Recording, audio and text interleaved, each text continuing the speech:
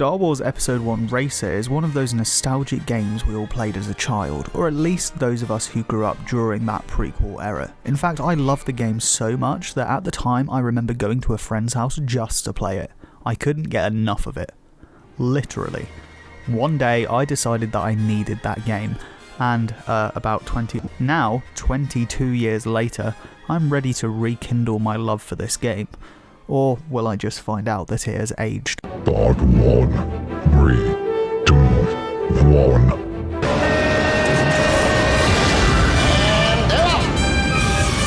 As soon as you load up the game, the first thing that hits you is that iconic Star Wars music. We all know these tunes, they're mystical, adventurous and magical. The Star Wars songs ring throughout this entire game, making races feel action-packed, tense, or just giving you a bopper during a menu. The second thing that hits you is the pit droid that looks like you just caught it in bed with your partner as it runs off.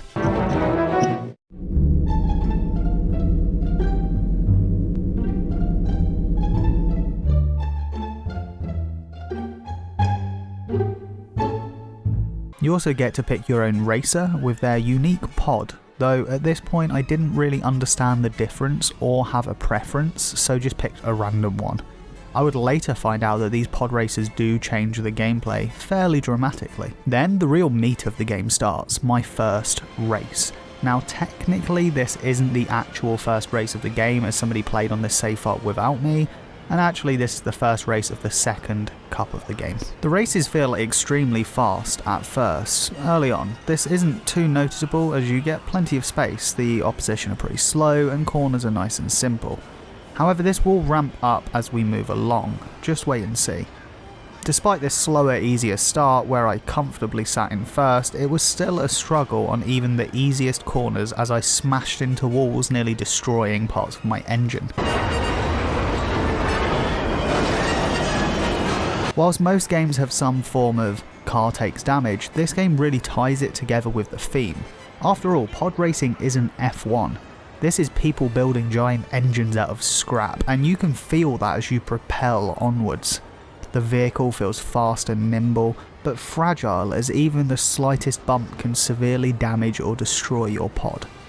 The game shows this via the damage meter, where every heart-racing movement where you barely even scrape against a wall damages your pod. Now, I didn't realise at this point that damage wasn't permanent. However, speed and damage aren't the only elements here. The maps themselves are well designed, with varying elements from the city to an underwater tunnel to concrete racing tracks, all in one level. The levels feel concise yet sprawling and diverse, with short but telling intro cutscenes to the planets. These planets get used more than once, but each time the planet has a new track or an existing track used in a more complicated way. Each level also has secret turns and shortcuts, meaning a large part of racing isn't just staying in first place, but scouting the maps and working out what is the fastest route. What turns are good and what turns are bad. Combine this with speed, and sometimes you need the Force and some Jedi-like reflexes just to see that next secret turn. On the subject of shortcuts, it's in this first race that I notice a small crack between two metal tubes. I remember this, and it comes in very helpful later on. One last point to make on this first race is that the game feels so well designed that instinct transfers to gameplay. Now, what I mean by this is that as a racing game, what's important is that feeling of speed and having to react, that feeling that you need to drift and you're not sure you can make it. This game perfectly encapsulated that feeling when I saw some walls moving to block me off, and without even thinking or knowing this was possible, I tilted the right stick and did this. Now, it wasn't particularly cool at this point, I basically did it late, but there was a seed of an idea planted in my mind for later on, at how I can use this tight and responsive gameplay to my advantage.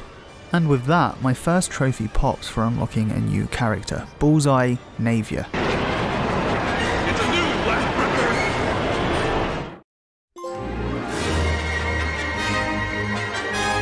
And let me tell you, this guy will be my guy for the rest of this game, as he can only be described as me being found dead after having not eaten whilst trying to get a platinum video out, then my fresh corpse being dragged out of my home, shoved into a pod racer, and then my rigor mortis ridden foot just being wedged right into the accelerator.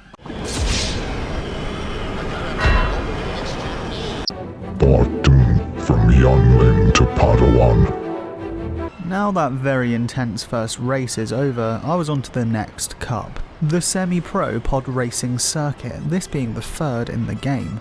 I was hoping the difficulty increased because I found the last cup to be, well, more like pod walking really, and I was not disappointed at all. The difficulty ramps up in a very gradual and pleasing way. Maps start introducing new terrain, harder to find secret paths, more aggressive and faster AI, much sharper turns, and more. By the end of this cup, I actually found myself failing and wanting to restart. It suddenly felt like failure was a possibility, and a single moment could turn a first place into a last place. Yet, despite this tense, adrenaline-fueling gameplay, I found myself feeling incredibly relaxed. Whilst doing this cup, I unlocked the next trophy for unlocking Want Sandwich.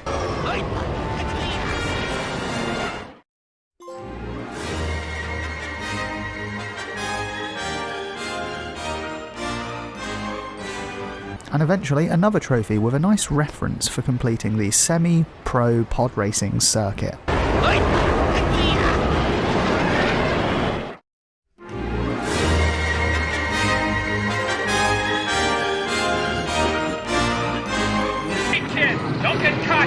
The question is though, at what point will this game ever get properly difficult or challenging?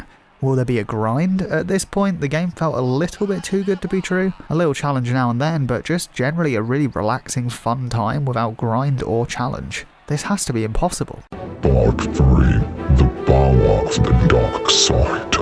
If you only knew the power of the dark side. Many emotions lead to the dark side. For me, it was apparently greed, because I purchased the most powerful engine in the game, raising my top speed to uncontrollable levels. I get a very harsh lesson from a brutal race with lots of crashes, though an easy first place due to the speed. I spend all my money buying pick droids just because they look funny. I had no idea what they did, whilst getting ready to splurge on a better accelerator, because why not go for more speed? Greed didn't do me any harm so far, did it?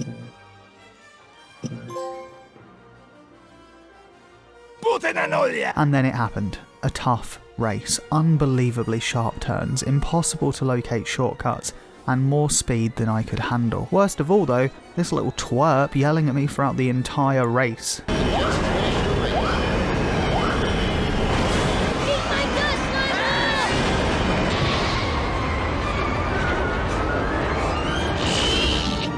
Yeah, we get it, you're the main character, alright? Also, the best part of being a corpse for a character is that when you hit into walls, sometimes he'll scream out like Professor Fink from The Simpsons.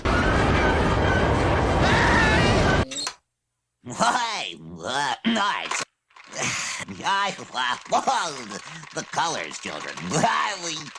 What isn't great is realising you're podding with your hands tied behind your back. I hit a wall, or technically the floor.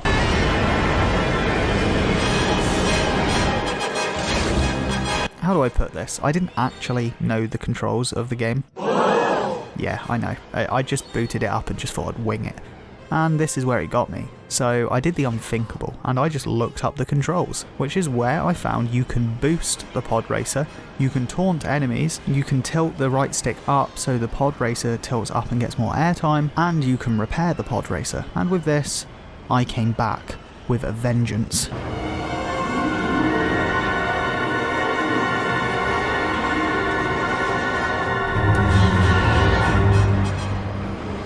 This vengeance fuels me through the next race too. Apparently knowing the controls really helps your performance.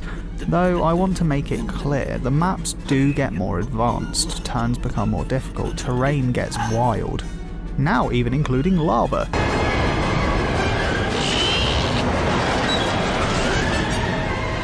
And every moment spent relaxing on this game gets you one step closer to that moment-to-moment adrenaline-fueled non-stop speed from the pod racing scene in Phantom Menace.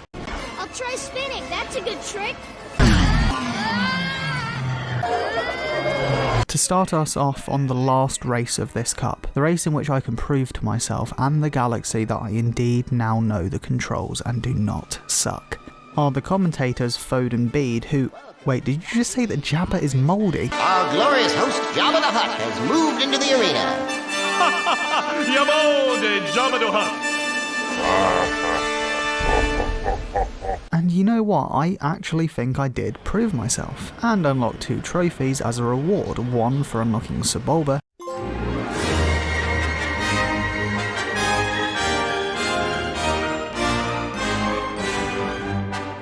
you know he's getting played immediately, and one for finishing the Semi-Pro Cup.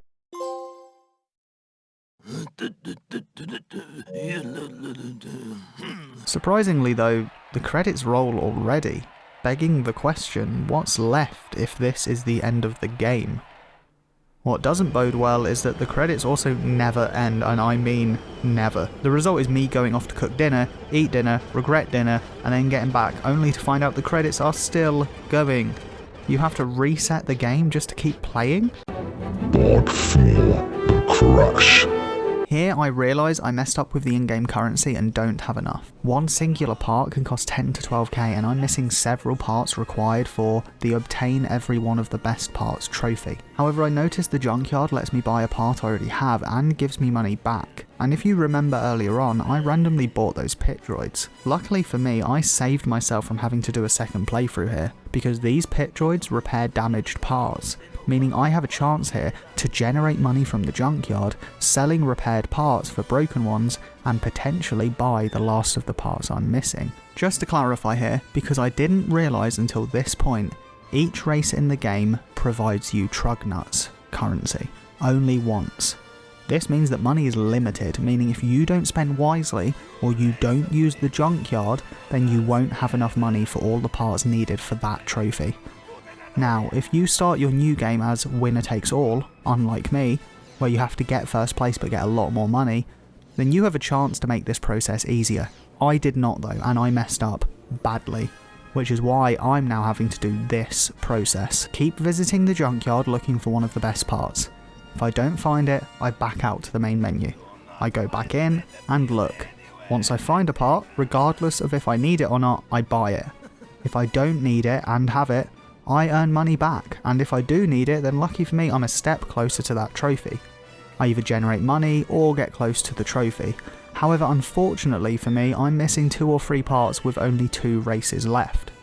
So we just don't know if I can pull this out the bag. With that being said, the first race of the final cup, the Gauntlet, is fairly easy. Don't even worry about that. This is also where I get my next trophy. It's a new lap record! Followed by 3 more for winning a Sebulba. Hitting 10 enemies with Sebulba's weapons, which basically just slows them down, and starting a race with boost by pressing R2 at exactly the right moment after the countdown. The second race in this cup, now technically this race is easy, except for 2 parts you have to do perfectly or else you will lose. First, immediately at the start you get a U-turn bend. If you fall down, you lose the race. You have to slow down immediately by holding circle and carefully take this corner. Make a jump, carefully take the next corner, and when you reach the second jump, you're clear to go as fast as you want, no concerns. I also suggest taking this shortcut later on.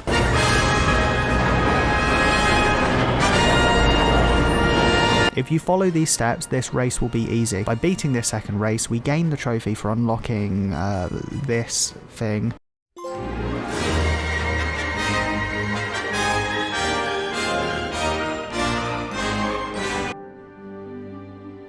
And I can finally stop playing Sebulba and go back to my corpse. It's worth noting though, playing Sebulba I discovered that stats aren't the only difference in the pods, as Sebulba could smash into walls much faster without dying than my boy Bullseye. But before we get on to the third race, let's discuss the wonderful discovery I make.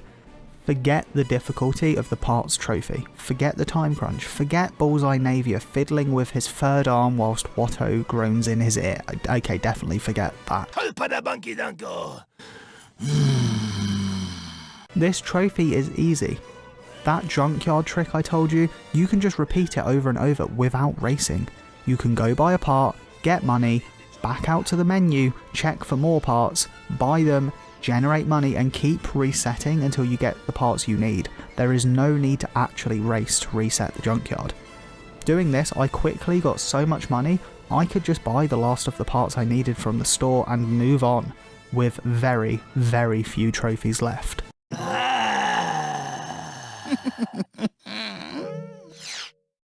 It makes me feel uncomfortable.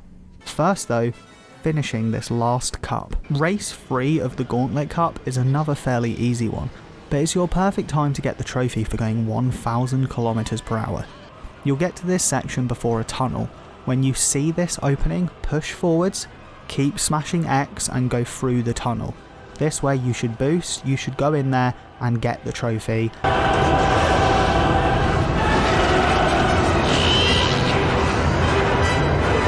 And also death, because hitting a rock at 1,000 kilometers per hour, it never goes well, but do it for the trophy. This leaves us with the final race of the game, and you know it's going to be epic when Duel of the Fates starts playing. This is just about one of the best musical pieces ever created. I mean, it could make the act of creating a sandwich epic.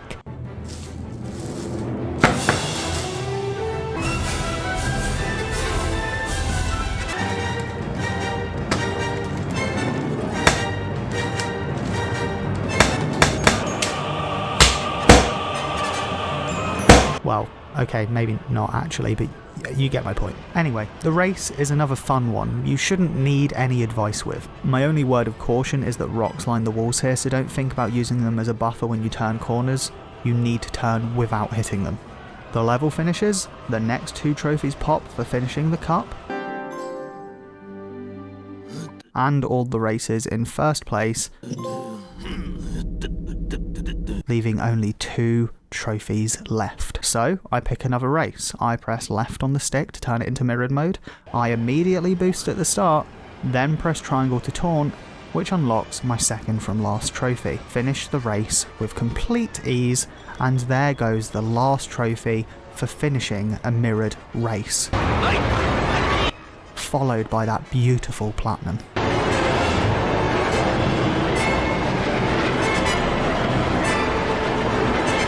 Part 5. Winner takes all. Overall, this game by far gets my biggest make me rating towards a platinum. Everyone should definitely complete this game and has no excuse to not get that platinum too.